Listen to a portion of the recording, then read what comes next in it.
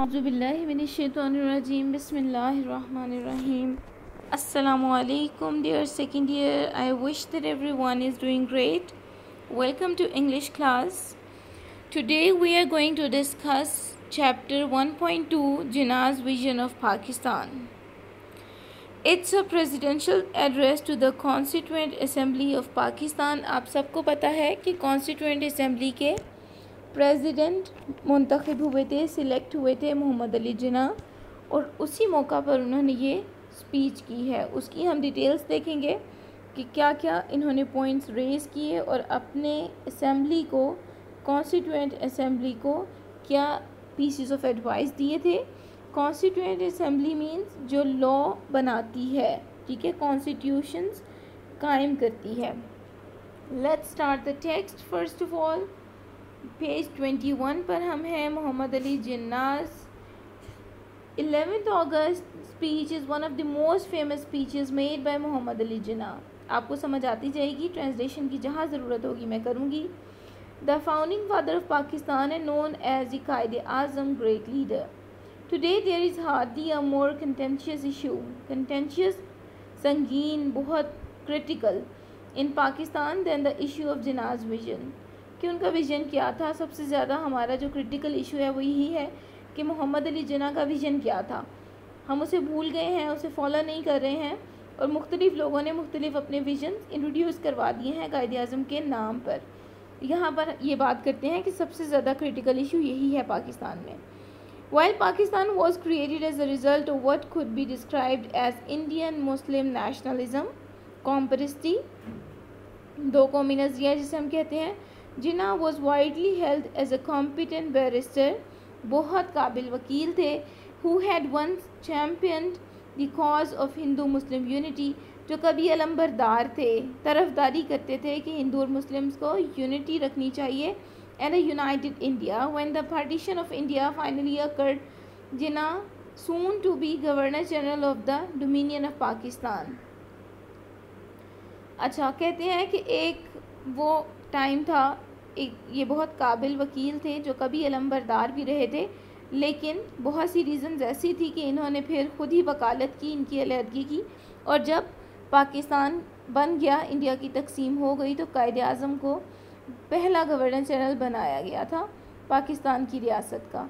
Gave expression of his vision of Pakistan in an address to the constituent assembly on August 11, 1947, और अपने ख़यालात का इजहार भी उनसे किया इस असेंबली से।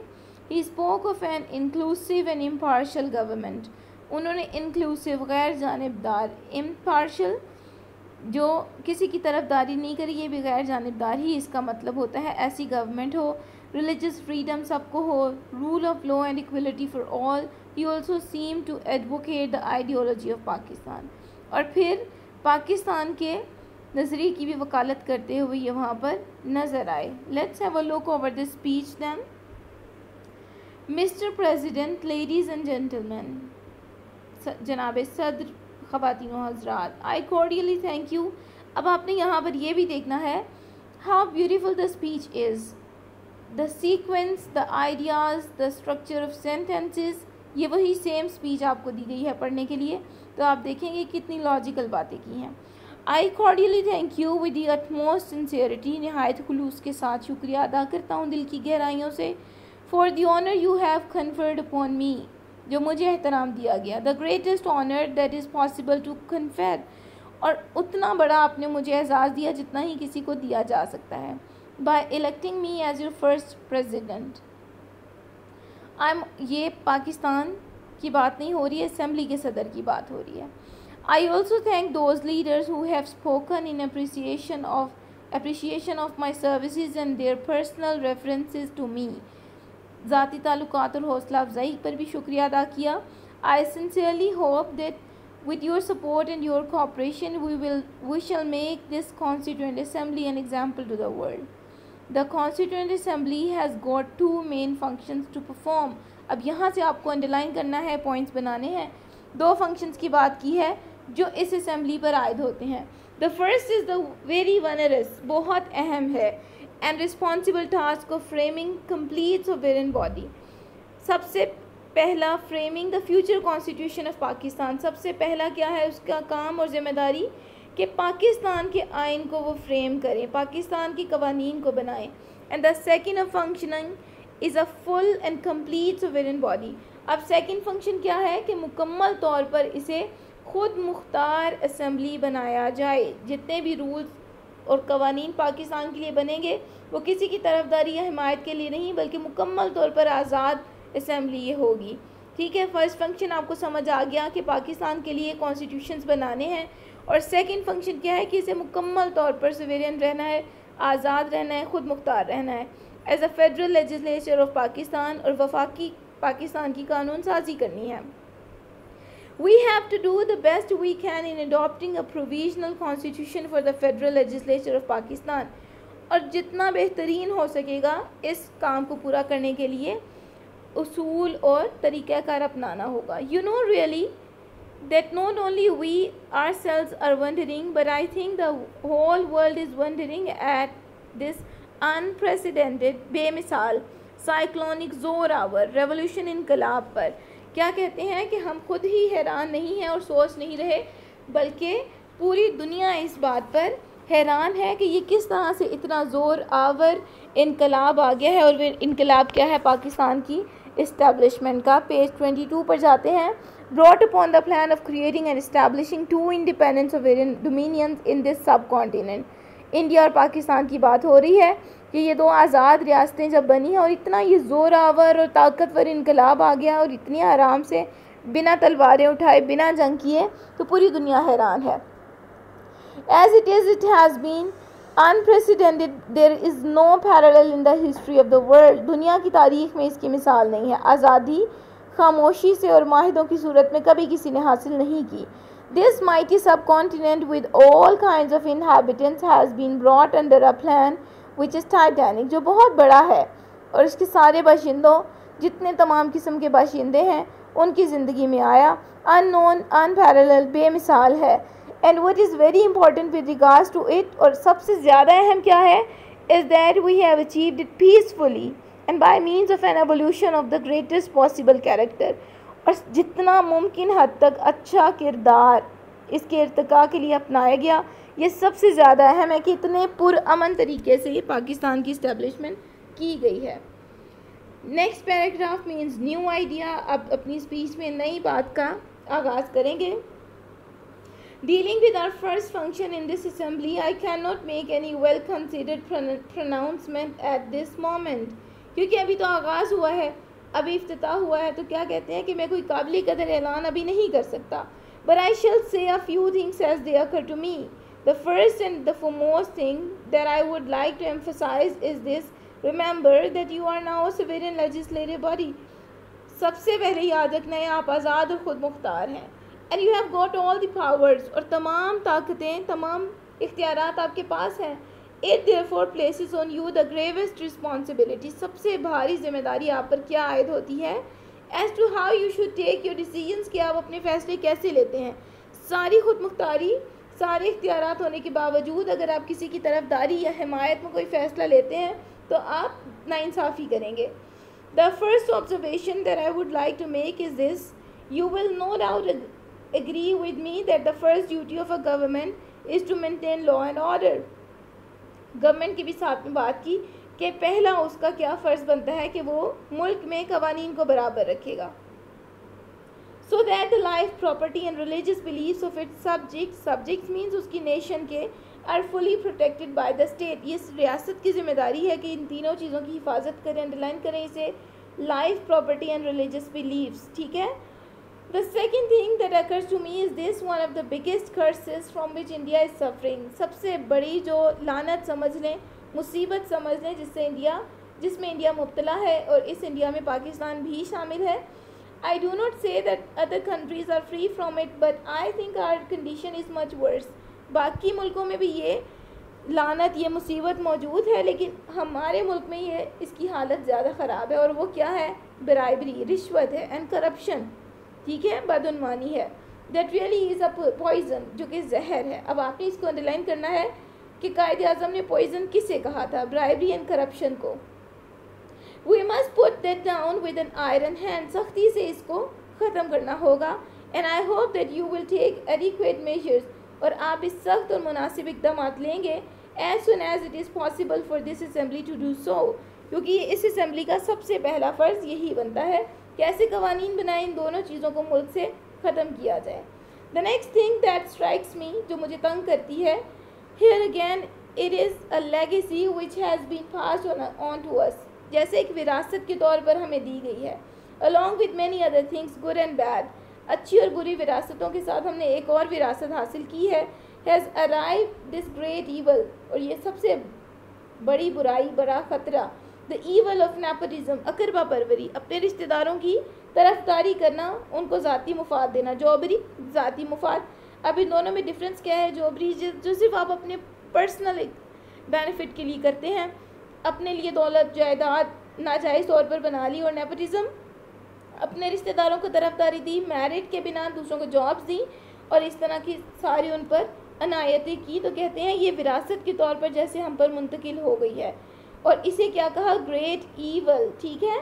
पॉइजन किसे कहा था? ब्राइबरी एंड करप्शन को। और ग्रेट ईवल किसे कहा? नेपोटिज्म एंड जॉबरी को। I want to make it quite clear that I shall never tolerate any kind of jobbery, nepotism or any influence directly or indirectly brought to bear upon me। साफ साफ बताते हैं कि मैं इन दोनों को हरगिज़ बर्दाश्त नहीं करूँगा, बिला वास्ता या बिलवास्ता मुझे इसके असरात अगर देखने को मिले।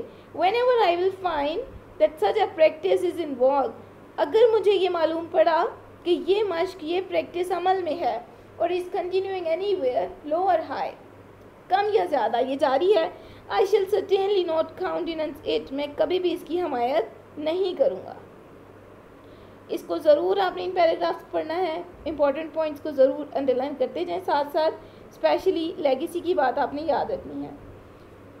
I know there are people who do not quite agree with the division of India and the partition of the Punjab and Bengal. Much has been said against it. अब यहाँ पर पार्टीशन क्या है? मैप में जो division थी, क्योंकि पंजाब और बंगाल मैप के अकॉर्डिंग भी काफ़ी उनमें गैप था, और पंजाब और बंगाल को अलग सूबे बनाए गए थे, ठीक है। पहले क्या कहा था कि इसको एक ही सूबा रखा जाएगा, तो इस पार्टीशन की बात हो रही है।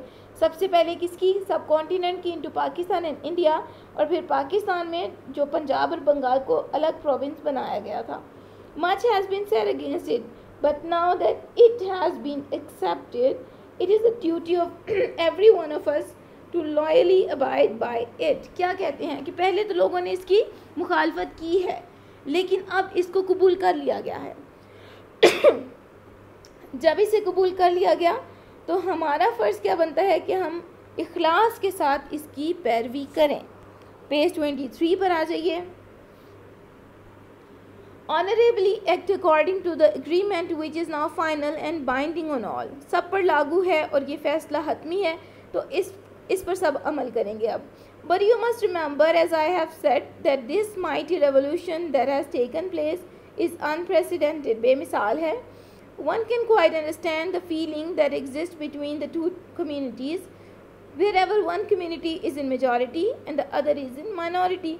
अब कहते हैं साफ बात है कि कोई एक ऐसा इलाका है, वहाँ पर बहुत सारी कौमें आबाद हैं, एक की आबादी बहुत ज़्यादा है, दूसरे की बहुत कम है, तो आप उनके एहसासात समझ सकते हैं, वो इनसिक्योरिटी फील कर सकते हैं। But the question is whether it was possible और practicable to act otherwise than what has been done. जो सेपरेशन हुई है, क्या उसके अलावा कोई अमली तौर पर इसका हल निकल सकता था मसाइल का? A division has to take place, has to मतलब मजबूरी थी, कंपल्शन थी, तकसीम होनी ही थी। On both sides in Hindustan and Pakistan there are sections of people who may not agree with it, who may not agree with it. हो सकता है जो इससे रजामंद नहीं हो, who may not like it, but in my judgment there was no other solution and I am sure the future history will record its verdict in favor of it। बिल्कुल ठीक कहा। आजकल के हालात के हिसाब से हम देख सकते हैं उन्होंने क्या कहा था कि मुस्तकबिल की तारीख़ इसके सबूत देगी, इसके असरात देगी, इसकी हिमायत में, और ये कहेंगे कि बिल्कुल ये तकसीम ठीक हुई थी। And what is more, it will be proved by actual experience as we go on, and it was the only solution of India's constitutional problem। और जितने भी लॉ के मसाइल थे उनका सिर्फ यही हल निकल सकता था, आइनी मसाइल का, क्योंकि आइन पाकिस्तान का इस्लामी लिहाज से था, इंटरेस्ट के बिना, और वहाँ पर ये इंटरेस्ट के साथ, ठीक है, और भी बहुत सारे ऐसे कवानीन थे जिसका हल सिर्फ तकसीम ही था. Any idea of a united India could never have worked, and in my judgment it would have led us to terrific disaster. ख़तरनाक शदीद तबाही की तरफ हमें ये ले जाता अगर हम ये तकसीम ना करते. May be that view is correct, may be it's not, that remains to be seen. मतलब क्या कहते हैं कि फ्यूचर में इसके जो सबूत और असरात मिलेंगे उसके मुताबिक हतमी फ़ैसला होगा. अभी ये सिर्फ मेरी जजमेंट है, सिर्फ मेरा अंदाज़ा है, और उनका अंदाज़ा बिल्कुल ठीक था. All the same, in this division, it was impossible to avoid the question of minorities being in one dominion or the other. और अक़लियत एक खित्ते में रहेगी या दूसरे में, इसका भी फैसला करना मुश्किल था. Now that was unavoidable, और अब ये नाकाबिले परहेज़, नाकाबिले गुरेज़ हो गया था. मतलब इससे बचा नहीं जा सकता था. There is no other solution, कोई और हल नहीं था. Now what shall we do? Now if we want to make this great state of Pakistan happy and prosperous, we should wholly and solely concentrate on the well-being of the people and especially of the masses and the poor.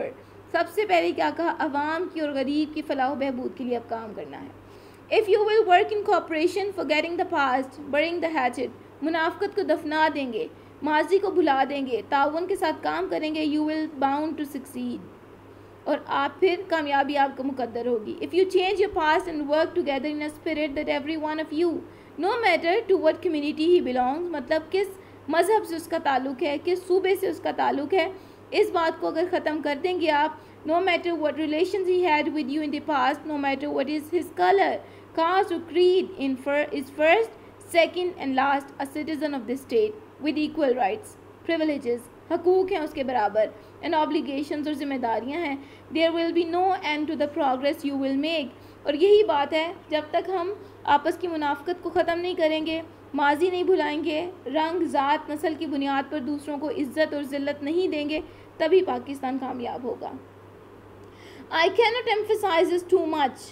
मैं इस पर बहुत ज़्यादा ज़ोर नहीं दे सकता. We should begin to work in that spirit. ज़ोर नहीं दे सकता, हमें प्रैक्टिकली इस पर काम करना होगा. And in the course of time, all these angularities, किसी भी ज़ाविये से इसे आप देखें, the majority and minority communities, the Hindu community and the Muslim community, because even as regards Muslims, you have Pathans, Punjabis, Shia, Sunnis and so on. कहते हैं कि अगर कम्युनिटी की बहस में जाएंगे तो सिर्फ हिंदू और मुस्लिम नहीं है, मुस्लिम्स में भी हमारे पास ये सारे पठान, पंजाबी, शिया, सुन्नी मौजूद हैं. And among the Hindus you have Brahmins, Vaishnavas, Khatris and Bengalis, Madrasis and so on. उनके भी साथ में बताए आगे जो सब पार्टीशंस हैं उनकी विल वैनिश, ये सब कुछ ख़त्म हो जाएगा. Indeed if you ask me, this has been the biggest hindrance, सबसे बड़ी रुकावट क्या है in the way of India to attain freedom and independence. अब क्या कहते हैं, अगर आप मुझसे पूछें तो बेशक आज़ादी के रास्ते में सबसे बड़ी रुकावट यही थी. We would have been a free people long ago, हम पहले से आज़ाद कौम है. No power can hold in other nation, कोई कौम, कोई ताकत दूसरे को दबा नहीं सकती. Especially a nation of 400 million souls in subjection, जो कि इतनी सारी रियाया हो. Nobody could have conquered you, and even if it had happened, nobody could have continued its hold on you for any length of time. क्या कहते हैं कि आप पर कोई फतह हासिल नहीं कर सकता. अगर किसी ने की तो वो शॉर्ट स्पैन ऑफ टाइम के लिए थी, वो उसे जारी नहीं रख सका, जैसा कि सब कॉन्टिनेंट में हुआ.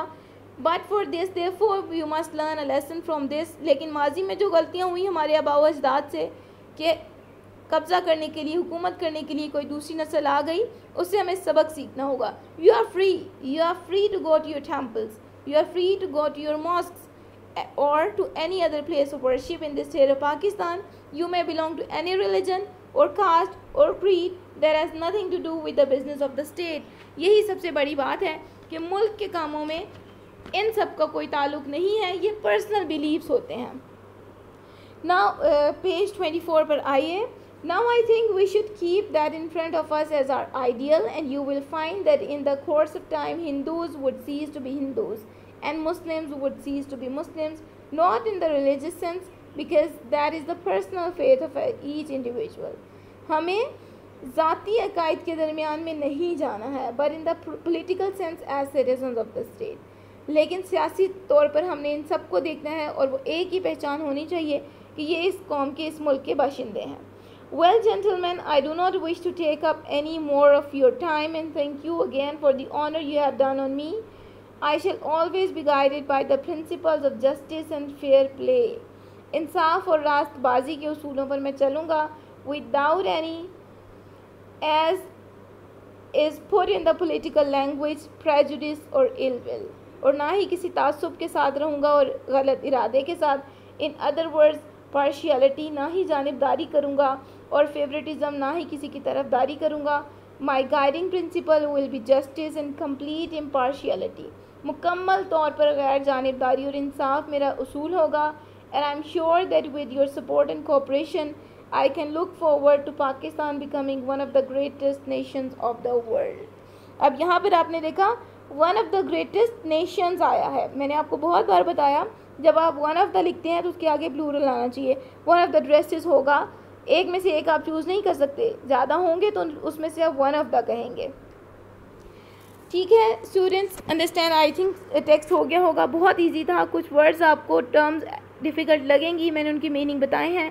कुछ भी कन्फ्यूजन हो मुझसे पूछें और अंडरलाइन करके ख़ुद भी सर्च करें। नेक्स्ट जो आपने काम करना है वो है आपके वोकेबलरी वर्ड्स, जिनको फिल करेंगे आप और सिनोनिम्स को अंडरलाइन करेंगे। अब आते हैं क्वेश्चंस की तरफ। फर्स्ट आपका क्वेश्चन है when and where did Mohammad Ali Jinnah deliver this speech. Very simple, आपने जस्ट बताना है कि कहाँ और कब, क्या मौका था जब ये तकरीर की थी। What two functions of the Constituent Assembly did Mohammad Ali Jinnah refer to in the beginning of his speech? First page पर मैंने आपको आंसर बताया दोनों कॉन्स्टिट्यूशंस के बारे में, फंक्शंस के बारे में। फ़र्स्ट फंक्शन क्या है कि वो मुकम्मल तौर पर ये सबसे पहला कि वो कॉन्स्टिट्यूशंस पाकिस्तान के लिए फ्रेम करेगा, और सेकंड था कि वो मुकम्मल तौर पर ख़ुद मुख्तार और जानिबदार रहेगा।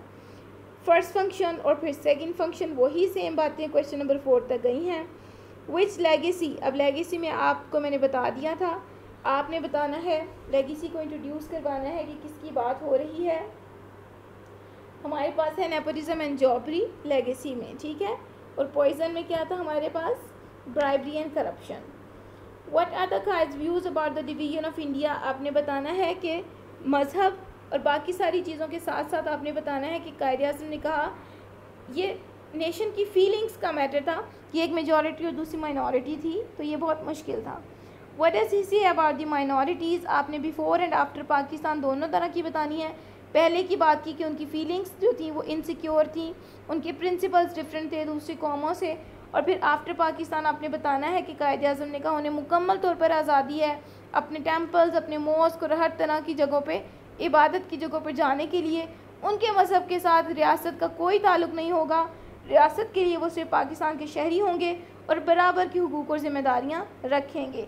What kind of freedom does Mohammad Ali Jinnah envision for the people of Pakistan in general, आपने बताना है हर तरह से कि उनके जो उनकी लाइफ, उनकी प्रॉपर्टी, उनके रिलीजियस बिलीव्स को सिक्योर किया जाएगा गवर्नमेंट की तरफ से, और फिर उन्हें अपने मजहबी अकायद में मुकम्मल तौर पर आज़ादी होगी। ये इस आज़ादी की बात की है। ये क्वेश्चन आंसर्स आपने लिखने हैं अपनी नोटबुक में, और फिर इसके बाद आपसे बात करती हूँ आपके मंथली टेस्ट के बारे में। अगर आपका कोई भी क्वेश्चन है बहुत इजीली फ्रीली मुझसे पूछें कमेंट्स में। और thank you so much for listening. इंशाल्लाह इस चैप्टर के कंप्लीट होने के बाद आपसे एक टेस्ट लिया जाएगा। अभी नेक्स्ट आपको मैं ग्रुप में टेस्ट के बारे में बताती हूँ और डिटेल्स आपके मंथली टेस्ट की। Thank you so much. Allah हाफ़िज़।